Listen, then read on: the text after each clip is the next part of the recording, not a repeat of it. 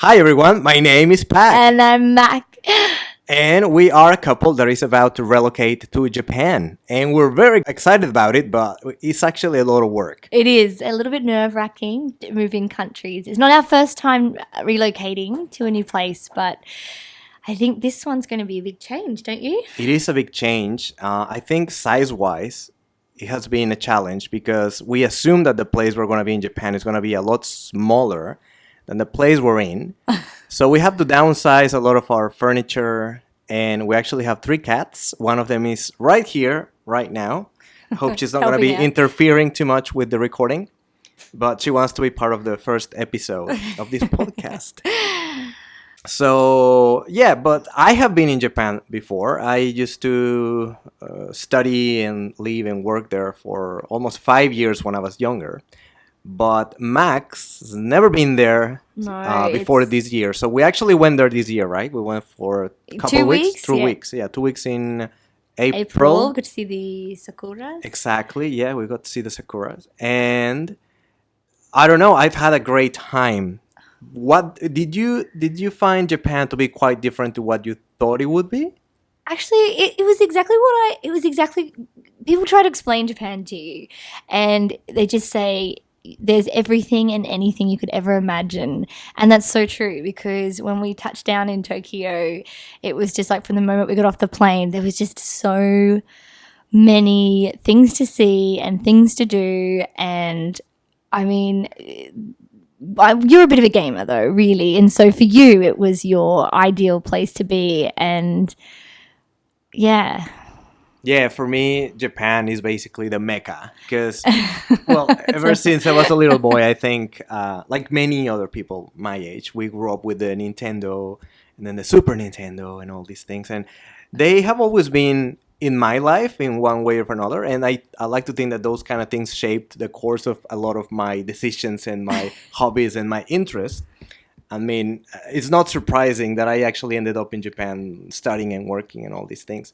But like, you don't have to be a geek to actually like Japan. I mean, in fact, you can No, actually avoid definitely all not. that altogether if you're really not inclined to be part of that culture. But if you are, definitely you will find so many things, so many cutting edge stuff, like things that you'll never get to see anywhere else. So for me, going to Japan has always been uh, a pleasure. There's always something there to do. I feel like every time I go out for a walk or in the train or on bicycle ride, there's an adventure to be had. You don't know what you're gonna come across. You know, there's like a temple next to a 7-Eleven, next to a post office, and all the people, so many people in such a small country. So you get to see quite a bit of things happening at the same time. And so I find that fascinating. Plus, the culture is quite rich. The food is delicious, which is going to be, I think, a big part of this podcast because Mac and I are having veggies for 10 years, Yes, I think. just over, So yeah. originally vegetarian, and then we transitioned to vegans for 2 years or Yes, so. yes. And so that was one of the biggest, I don't know, the best time we had in Japan probably was in restaurants. So looking for vegetarian friendly Yeah. menus. Yeah, what is this app you had in your phone? Happy Cow. Happy Cow. The many adventures of Happy Cow, trying to find our ways around to secret locations, different restaurants. I don't know if any of you are vegan out there. It's always interesting trying to find a vegan restaurant. Japan, there were so many, just so many different It was choices, great, and in yeah. everything, every different. There was like traditional Japanese, but then there was also like burgers and fries. Einsoff was Einsoff was amazing. Did you do you have a top three? Top three. Well, Einsoff I found because there were a few Einsoff that we went to, but Einsoff to me was a little bit the upper, It's expensive. classy Yeah, kind of it's thing. that special meal. Especially the one in Yeah. Ginza. So if you've never been to Japan, well, Ginza is this area in Tokyo which is known for having all the expensive shops, like It's all very the fancy. fashion. But it's funny because now that I went again after 13 years of absence, I found that Ginza was more like for older rich people, Yes. more like at least 40, 50, 60 Yeah. year old people. Whereas now near Shibuya, a place called Omotesando. Seems like it's also a very expensive place because you see all the Louis Vuitton and Gucci. But do you think that's its proximity to like Harajuku and the fashion district Oh, a few definitely. streets over? I think that makes it Definitely. more trendy for a younger crowd. Yeah, I doesn't think it? they probably bled from Harajuku and Shibuya. Yes. You know, as They things sort of get bigger and bigger. expanded out. Maybe they actually ended up in Omotesando, which we went there because Max had to go to. You had a hair appointment. Hair appointment. Right? Very, very nice So studio. did you like what they did to your hair? Oh, they were amazing. They were amazing. They were, yeah, really, really great. Yeah, good. Okay, all right. Because I understand that can be challenging when you go to a different country and you have a vision of what you want done to your hair, and they don't necessarily use the products that you would have at home. Which, by the way, in case you haven't figured out by now, Mac is Australian and I am Mexican. So we are a little bit of a unusual couple because now we're going to be living in Japan. So yeah, it's just it's hilarious sometimes to think how this, how we ended up in here. Japan and Yeah. with 3 cats. Yeah. So, but definitely looking forward to it. And the reason we're doing this podcast is because I know a lot of people, through the years that always wanted to go to Japan, not to live there per se, but maybe just to visit, just as a tourist. And but in here we want to tell you all our experiences, what we see, what we do, what we eat. I think our vegetarian lifestyle is going to be a little bit the big part of it necessarily, just because we enjoy it so much. And honestly, having that app, the Happy Cow, is like going on a treasure hunt. Yes, it is. I think though too. Also, there are a lot of people out there that we know who are currently trying and thinking about or dreaming about relocating to another country to have that experience, because there's nothing quite like jumping on an aeroplane and flying overseas to a place that you don't necessarily know everything about. It can be very daunting and scary and put a lot of financial fears potentially, would you say, into your world. But we're sort of here to talk you through our experiences and to say that every single time we've relocated to another country, it's been worth every cent we've paid, and it's just such an experience to go and be amongst a culture that you don't know and immerse yourself in it, and just keep those adventures going in your story. Yeah, definitely, yes. And we have big plans, and we really can't wait. No, we can't wait. Actually, it's funny because there's so many things to do, but you have to be organized. I found, like, we wanted to go, say, to the Studio Ghibli museum that is near Tokyo. And we couldn't do it because you had to book at least a month in advance. And but even not then, only that, yeah, and even not then, only that, because I tried again. Said, okay, next month we'll be there. So I definitely want some tickets. And turns out that you have to go on their website, or if you live in Japan, go to a Lawson, which is a convenience store.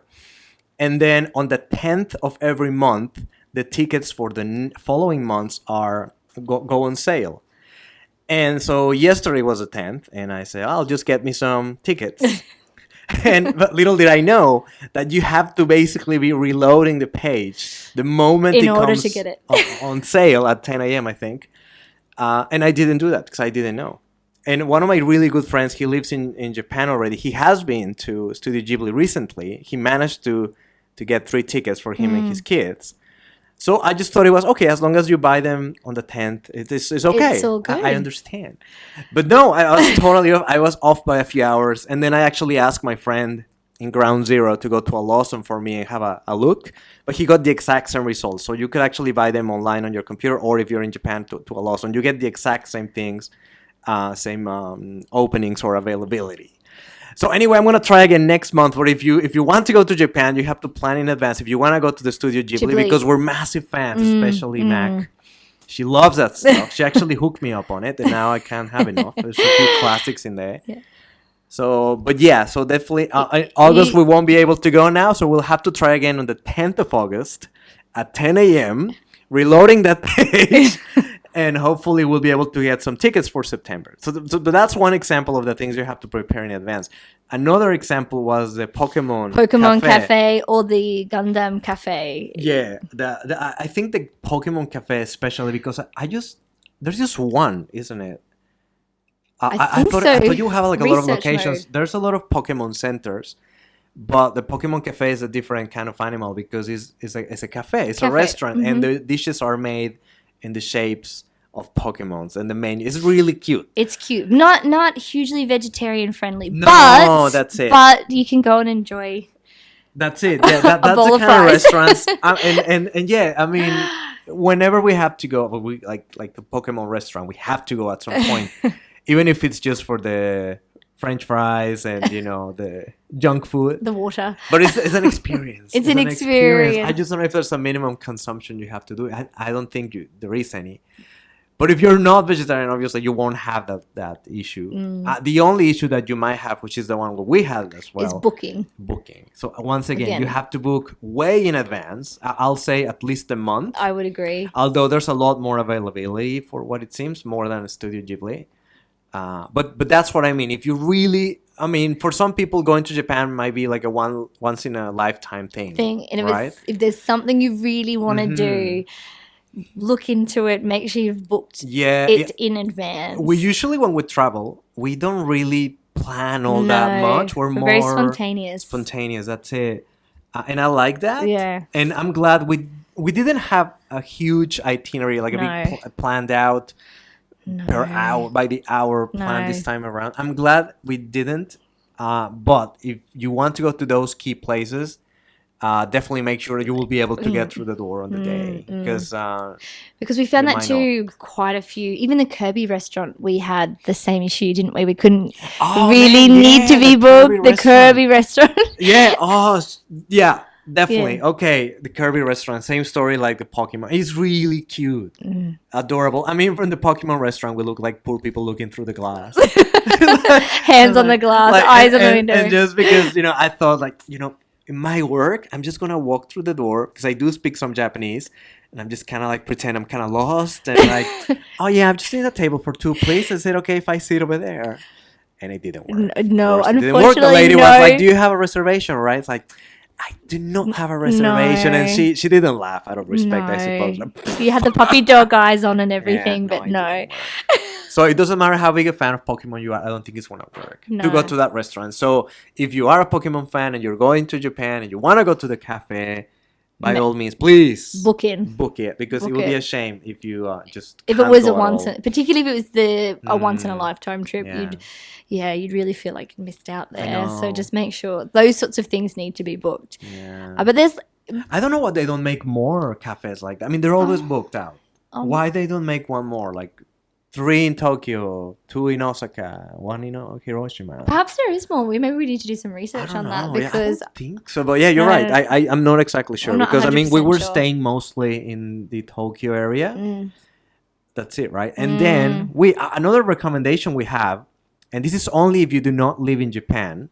They sell the train pass. Yes, the rail pass. So the rail pass is, you can buy either 7-day, 14 days, or 21-day pass.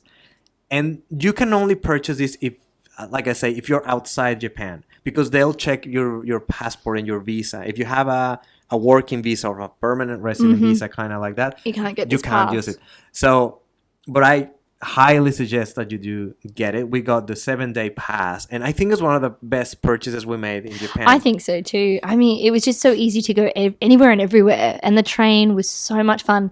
And we were lucky enough one day to accidentally jump on the Hello Kitty train, which was awesome. We did not. Like, the good thing is that it's one of those things that perhaps you don't have to plan in advance that much. There's trains running every few minutes, and I'm talking about the bullet train that connects the biggest city and like the not so big cities.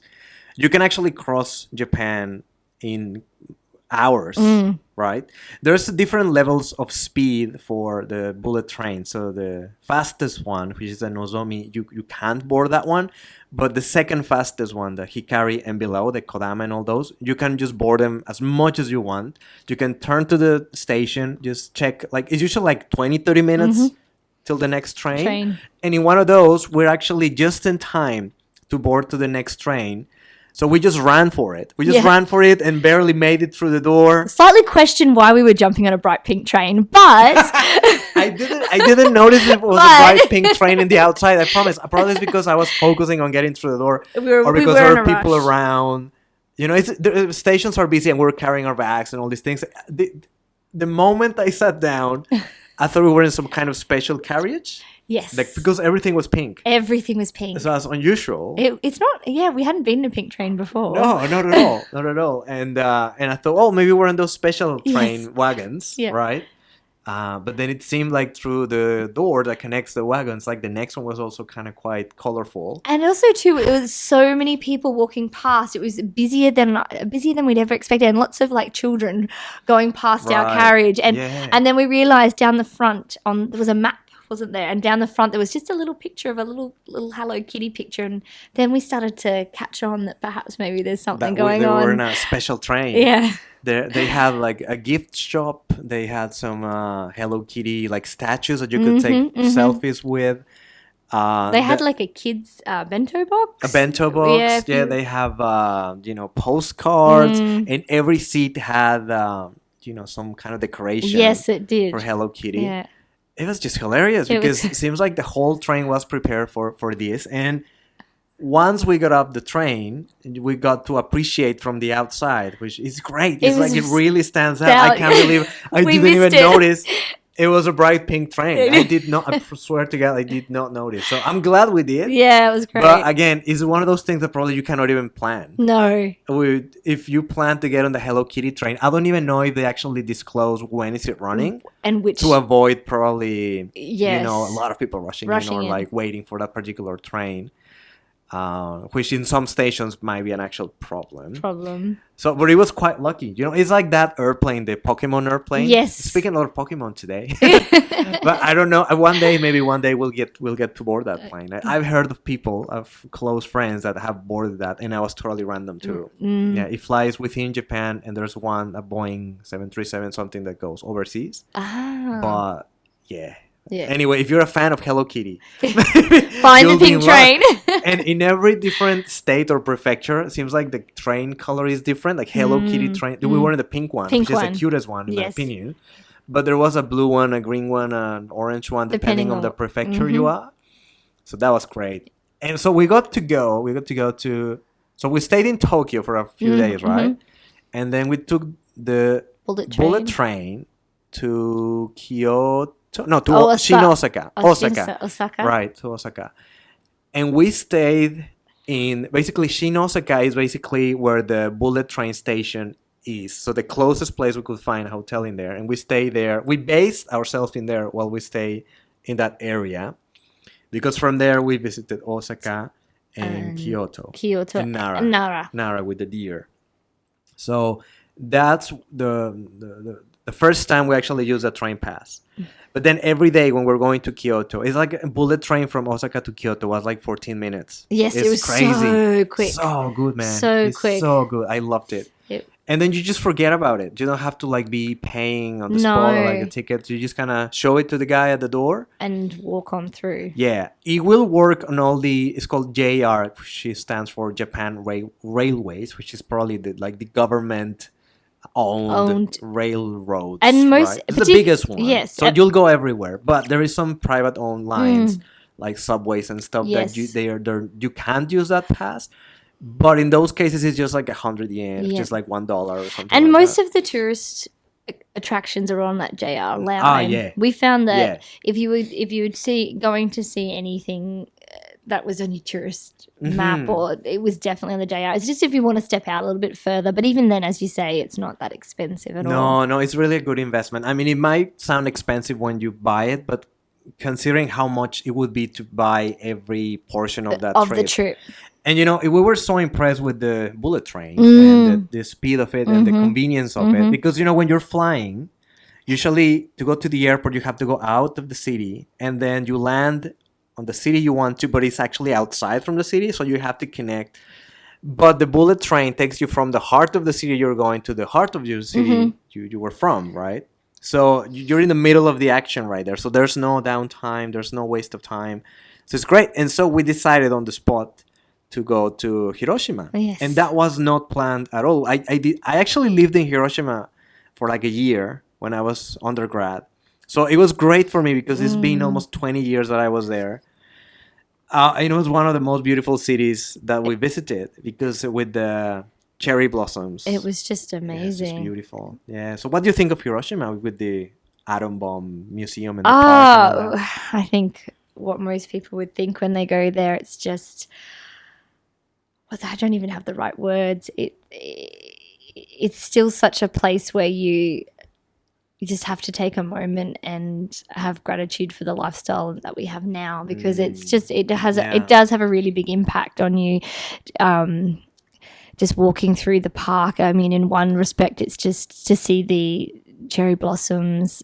It's absolutely beautiful, but then to feel the devastation that occurred there through human means, it's just it's hard to think that could happen, Yeah. And I think it's a really good reflection for all of us, of what's to what to be mindful of when we think about things like that. But apart from that, it was such a beautiful city. You would never pick up on that if you did not know. No.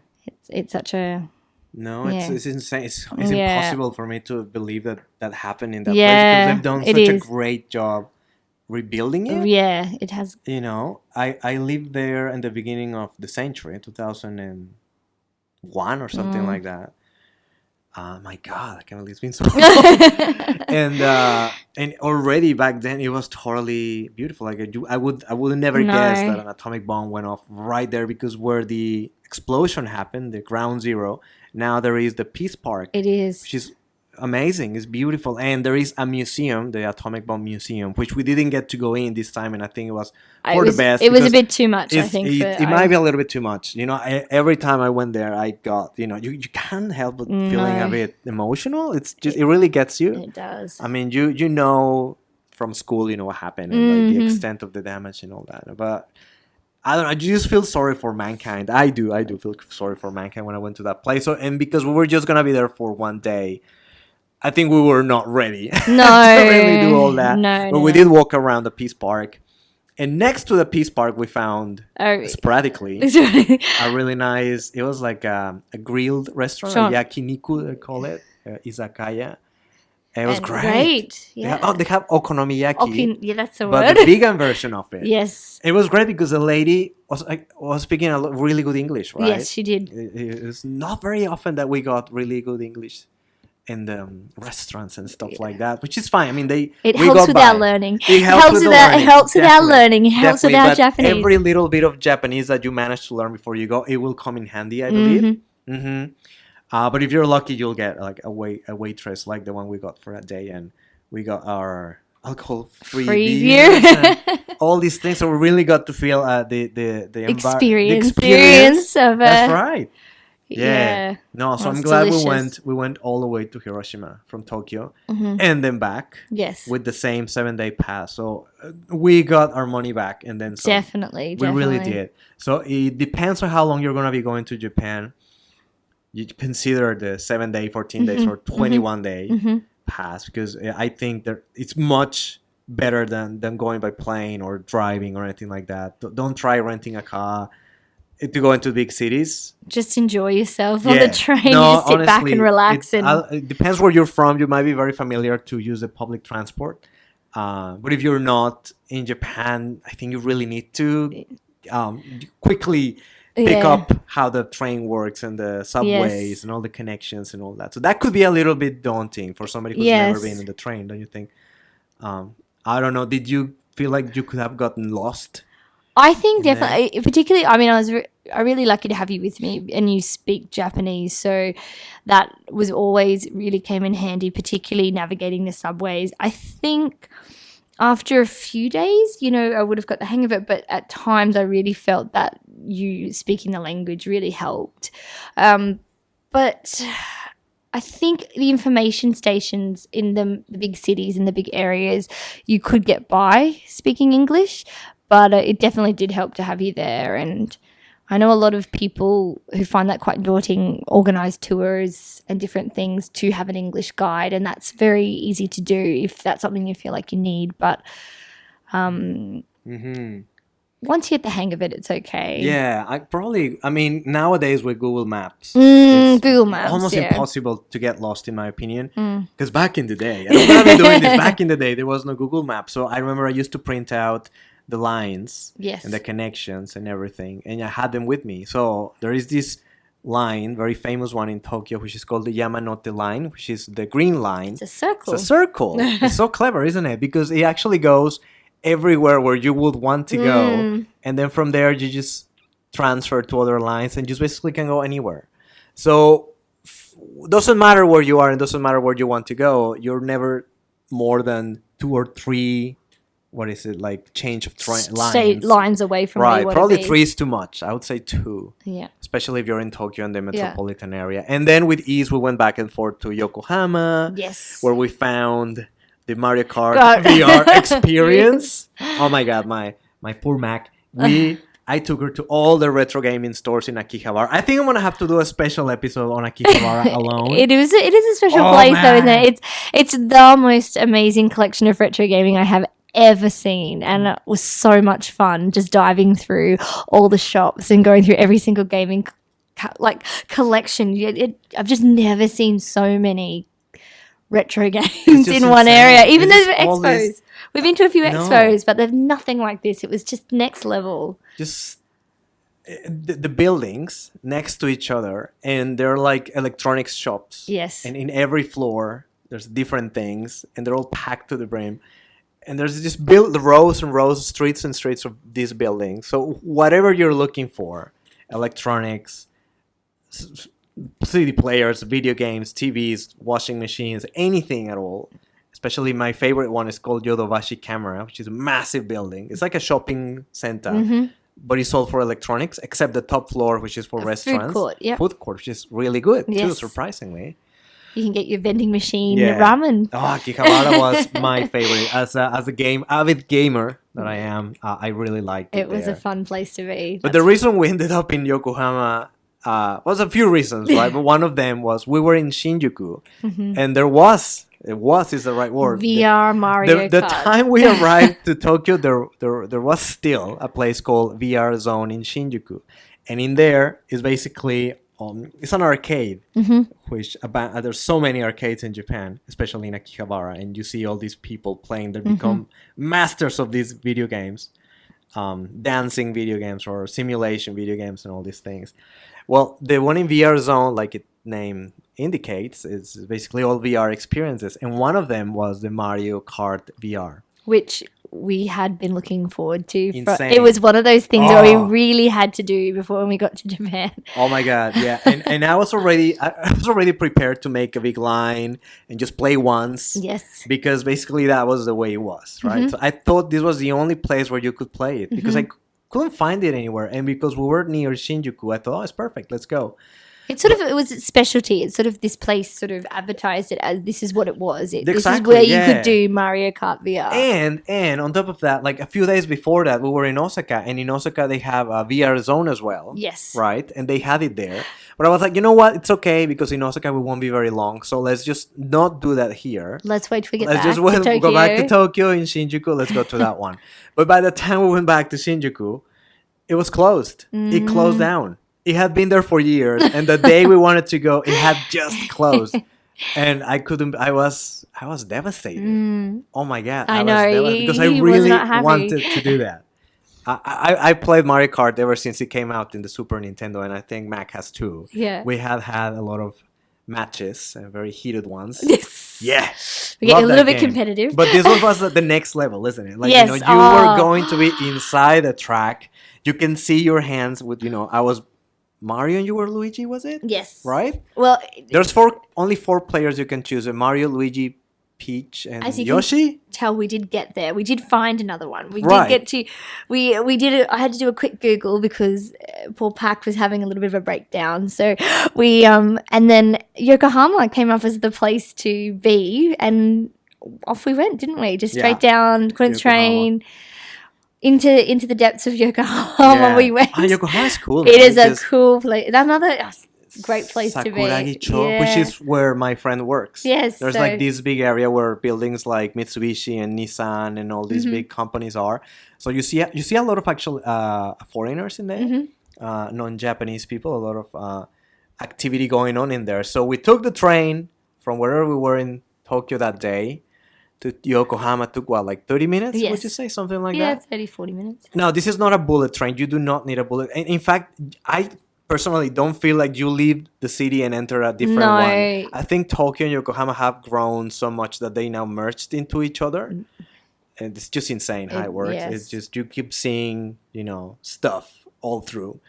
And so we went to this place, and it was actually better in the end because it was at the top of a shopping mall, this arcade, and it was pretty much empty. It was nobody the there. Mario Kart VR experience was empty except for one lady, which was your guide. Yes. A really sweet lady that the She first was, thing she wasn't said was she? like, no English, I'm sorry, no English. Oh, I couldn't Aw. believe it. How But it's like you do not need English. No. for it. It's Mario Kart. God. Everybody can play Mario Kart.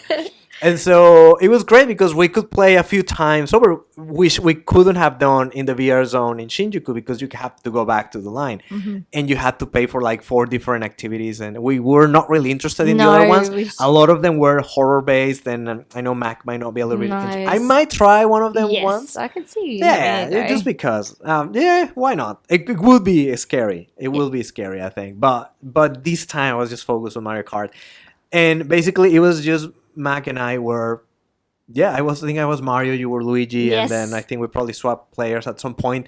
But it's just awesome because you're actually sitting on a cart, right? And then you're holding the steering wheel. Yes. And they actually put all the gear on you, which is the visor and then and the some special gloves. Right? yeah. Because in order to get items, you have to reach for them. So you're driving around and then you see those the cubes where you get the Yes. items from. So you have to try to get close to them and then with your hand actually reach to out it. for it. And you could get different kinds of... it's a little bit different than the one in consoles, right? Because in this one you have a hammer. Yes. Which I remember. And so in this one you have to actually swing the hammer, get close to the other player, swing it, and try to hit them. And you will, make them lose control. And you have also the shells, which you can actually throw, do the motion of throwing. And you can actually control the direction in which you throw it. So it's insane. And also I remember when you're jumping ramps and you're going up and down, you Yes. really get a little bit of vertigo. Yes, it's you just do. so well made. Coming off the end of one of the big cliff jumps. that Yeah. you think it's so easy when you're in the And at the home controller, playing right? with the controller, It's- but to be actually in it, just to take off into the air, It's crazy. was amazing. I like the part where there's these big piranha plants. Yes. Which, they're always in a lot of So the much tracks, scarier right? when they're life sized. But and then you don't notice these things. They're way bigger than you are on the Yes. screen on the TV when you're playing on the console. But when you're actually driving, you look up and there's this big, massive piranha plant that's like about to eat you. It's just Yeah. crazy. So and you can look at the sky. You can look when you're jumping and you see all the lava, the rivers of lava beneath you. It gives a little bit more of a. There's stakes are higher. Yeah, it You does. really want to do well. You really don't want to be falling No, off the you edge. don't want to fall in those things. But for a moment, you really are in the mushroom kingdom, isn't it? You are. It's amazing. So I can't imagine. Oh my god! And did you see in my Instagram? I posted the leaked pictures of the Super Mario Land. Yes, I did or see. Super Mario World. I The actual. cannot believe It's gonna it. be in Osaka and in It's- Universal Studios. It's I actual cannot world. wait. 2020, I think. So next year. Next year. Yeah, It's- with the Olympics and everything. It's going to be a Oh good my year to God. be in Japan. I'm prepared to do like 6-hour lines.